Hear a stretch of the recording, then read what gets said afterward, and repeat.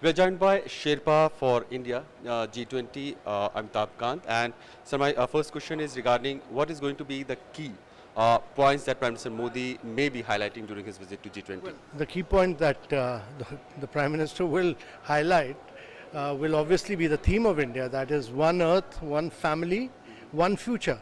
And that is what we believe in. And we believe in Vasudhaiv Kutumbakam, which has been announced by the Honorable Prime Minister.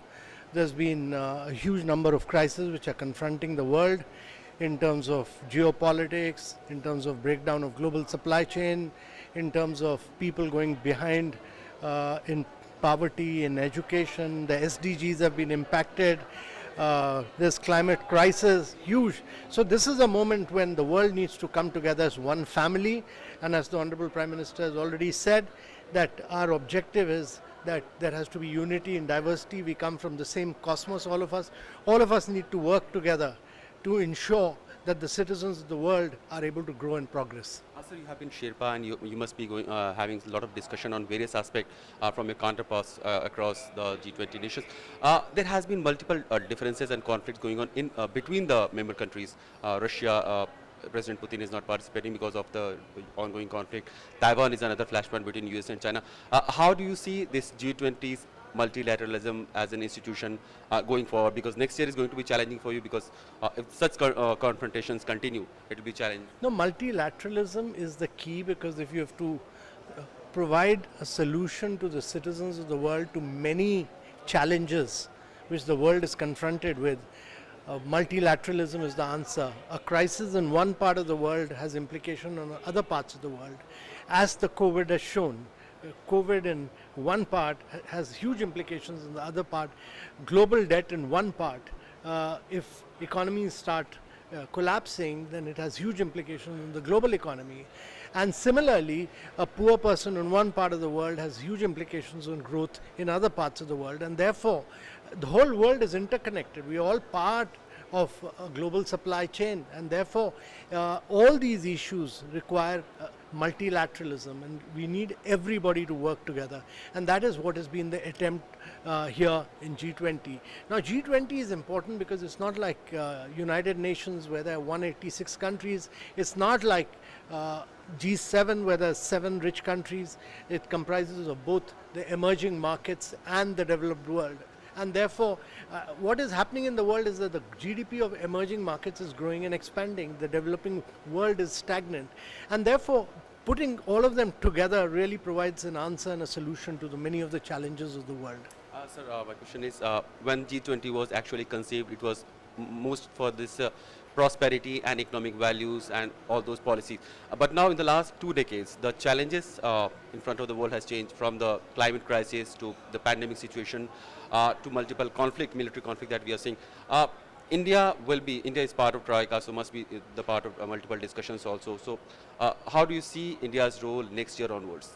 No, so India will play a very positive, very constructive role. Our presidency will be very action-oriented.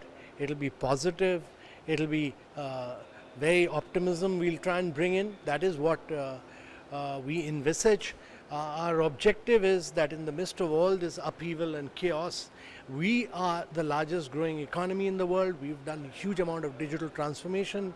We are the pharmacy and the vaccination capital of the world. We should really bring positivity and energy to the multilateralism. And that is really the answer to many of the challenges of the world. The developed world by themselves cannot find solutions. The emerging markets themselves cannot find solutions. We all need to work together to really accelerate the pace of growth. The pace of growth will happen if we all work together, because global supply chains are disrupted. We need to find solutions to climate action. We need to find solutions to challenges of poverty. Sir, climate action, there has been issue of funding. $100 billion have been promised, but the funding is not coming. Technical expertise sharing is also not coming.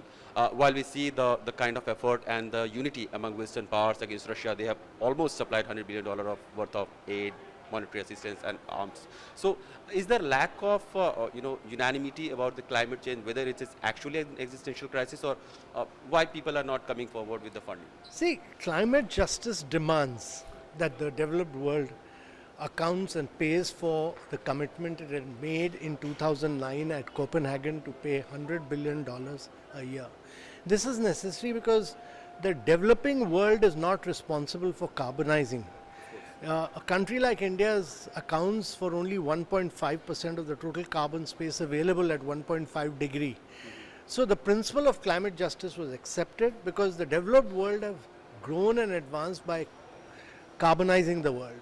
The challenge for India is that we must accelerate the pace of decarbonization. We must become the first country in the world to industrialize without decarbonization. But for that to happen, you need a huge amount of technology transfer, you need funds to flow in from the Western world, so we'll keep mounting that pressure. So how will you persuade, like next year you are going to be the leader of this G20? So this will be one of the key agendas. We'll keep exerting pressure on the developed world.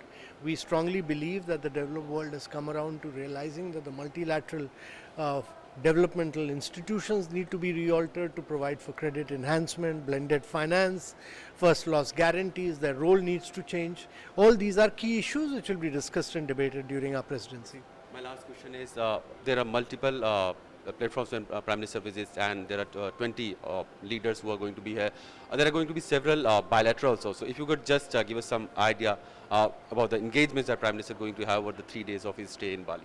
I wouldn't like to comment on the bilaterals at this stage, but there are 3 different sessions which will be held during the G20 presidency. The Prime Minister will speak there. There will be interaction with global leaders. The communique that has been, that if it is finalized, will be released. And eventually, finally, it's for the leaders to discuss and debate. The process is one thing, but it's for the leaders to solve the challenges of the world. There are many leaders from all over the world who need to sit together and discuss and find solutions to the challenges which we are confronted with. But India has always been positive, it's been constructive in the multilateral process, and Prime Minister is committed to being very positive and constructive during our presidency and very action oriented and being forward looking during our presidency as well. Thank you, sir. Thank you for talking to CNN News 18. So clearly, India's positivism and constructivism may play a better role while India will be having presidency of G20 next year. Abhishek Jha for CNN News 18 from Bali.